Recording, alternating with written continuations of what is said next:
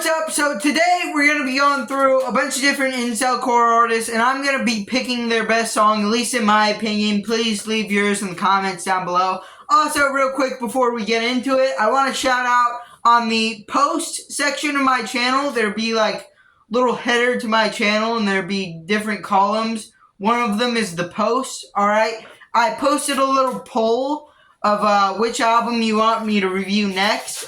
Please go vote in that, because right now it's in like a three-way tie. I want to see a winner out of that, so I can just go ahead and review one of them. But anyways, on to the video. Alright, first off, let's stop at the very tip top of this genre. Fried by Fluoride, okay? And his best song, in my opinion, also sounds very similar to one of his album names. But, Excellent Order is my favorite song by Fried by Fluoride. Not to be confused with the album In Excellent Order. This is Excellent Order, not In Excellent Order. Alright, very confusing, but this song is still just great. It just gives the vibe, and also the album itself kind of helps boost this song, in my opinion. We've gone through Fried by Fluoride, talking about suicidal thoughts, talking about this breakup that's really affected him. We've gone through all that, and I don't really think this is a heavily conceptual album, but I definitely think there's like a few themes you can definitely piece together. And this album kind of all draws that together, but it kind of ends with a positive end. He basically gets over this girl that he's been talking about breaking up with and realizes she was the one dragging him down all of this time, and now he realizes everything's gonna be alright. That seems to be his outlook on reality now. It's kind of similar to the Downward Spiral, but instead of the heartbreaking last song on there called Hurt, it's instead this song Excellent Order that ended on a positive note, that he's finally starting to get his life together. And this kind of continues on his album Great Spirit with a lot more uplifting tracks on there. But of course there are some like self-deprecating songs on there, some like depressing songs, but still a lot more uplifting songs after this, and this is definitely one of them. Basically escaping this abusive relationship and just finally finding a part of your life where it's okay. Even the lyric, you're so lost now that you won't be found. I kind of see that as the memory of her has gotten so lost in his mind that when he reflects back on his life, he won't even remember her. Anyways, that may be me looking a little too deep into this song. Again, this is the funny, alright, this is the funny Fried by Fluoride man. I doubt that he's really making deep conceptual songs, but I definitely think there is some deeper meaning to this one, at least for me. But anyways, on to the second biggest artist in this genre. We're going down the big four chain right now.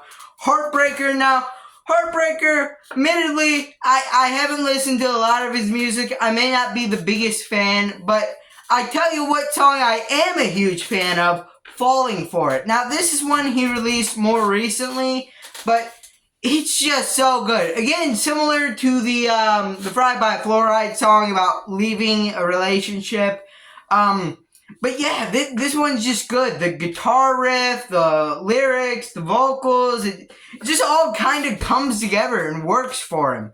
But anyways, on to Neat. Now, Neat was one I had a little bit of trouble with. Not because I wasn't like a fan of him. I am, but he has just released consistently good songs where to the point it was hard to pick one that stood above the rest. But I think I've come to the conclusion that No Doubt is my favorite. Alright, just that opening that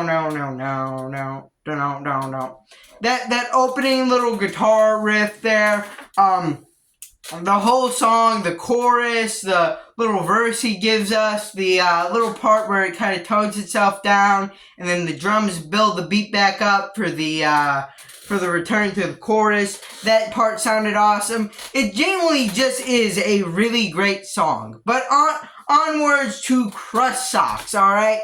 What is his best song? Well, I think I may have spoiled this in an earlier video, but I think it's Kitchen. I think that this song is genuinely beautiful. It's somewhat about, like, dealing with alcoholism, I think. The lyrics are a little bit more subtle in this one, so I wasn't able to quite get a read, but I think it is about alcoholism and, like, you know, kind of drinking your life away and the fear of that. I think somewhat it's about that, but yeah, this song just genuinely sounds beautiful. The melody, the vocals, without glazing it too hard, this is just a great song. All right, please check it out. All right, if you haven't already. I'm assuming if you're watching this channel, you're probably already a pretty big fan of incelcore, so you've probably already heard this one. But if you haven't, you owe it to yourself to check this out. Next up,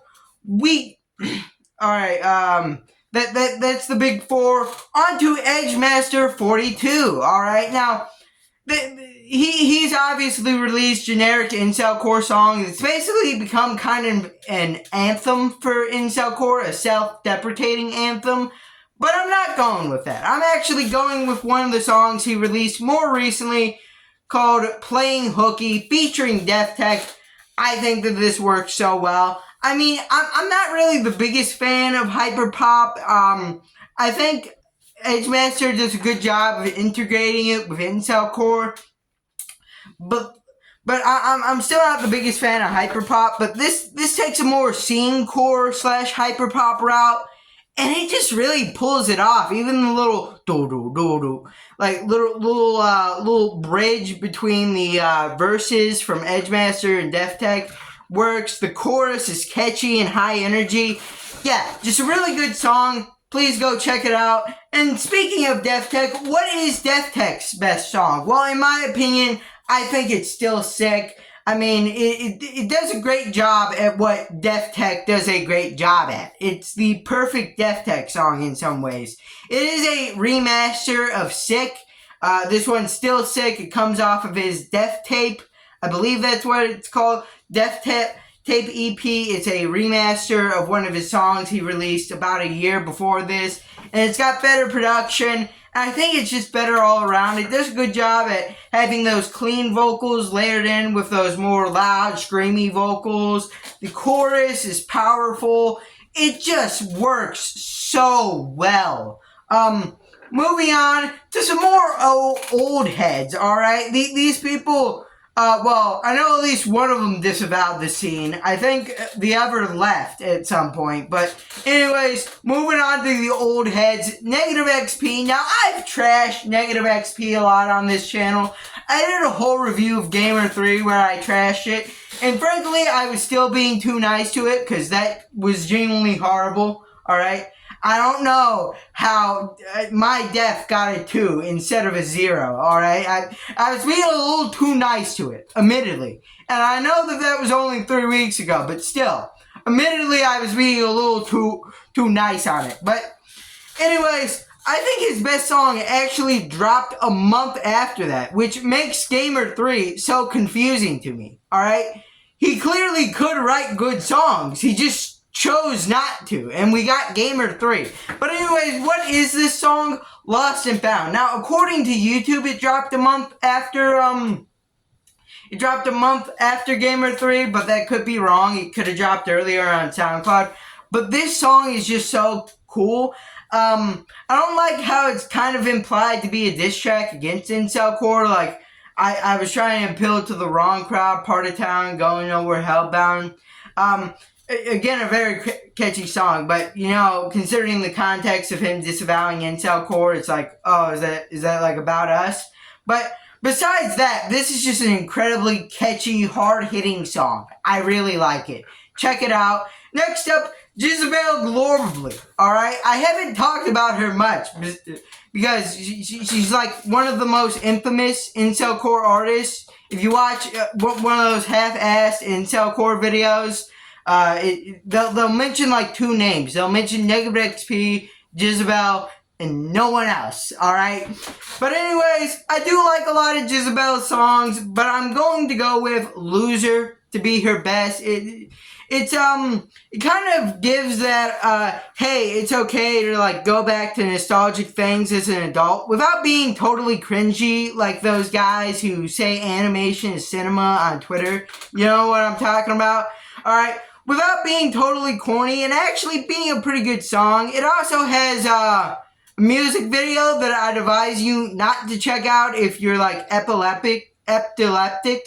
If you're not, you can, but like, just warning you, there are a lot of bright colors in that video. It is a little hard to look at, admittedly. But still, Loser, pretty good song by Jezebel Globally. Alright, next up, we're going to get to some new faces. One of them being Loser64. Now, despite what this choice may give you the impression of, I'm actually a big fan of Loser64. I really liked his album he dropped like last month.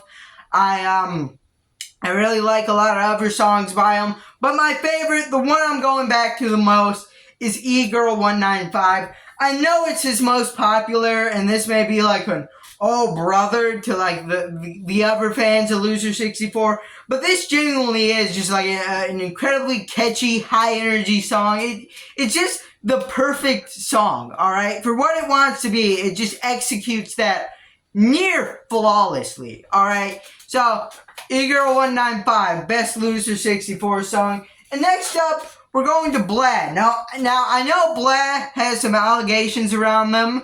I won't speak on that because, frankly, I haven't looked into that at all. I've heard some rumors about it, but I'm not going to speak on it. All you need to know is there are allegations around him, but that doesn't really affect the music because I can separate art from artist. But anyways, what is Blad's best song? I've talked about him surprisingly little for him being like one of the biggest incelcore artists out, at least right now. But the best song by him is, I'm gonna say, Incelcore Star. It's basically kind of a sequel to generic Incelcore song, while also being mixed with Fried by Fluoride's Incelcore Star, another song named Incelcore Star. It basically makes a lot of jokes about people in the scene. Yeah, it's kind of funny. It's also kind of a fun song. It's kind of just a banger. Yeah, but anyways, that was like 10 of the biggest incelcore artists. Went over them, gave you what I thought was their best song. That was what the video was about. If you want me to do another one of these, I'm open to doing like 10 more, ranking their best songs. But anyways, if you like this video, leave a like, subscribe, comment down below, and boom, bye!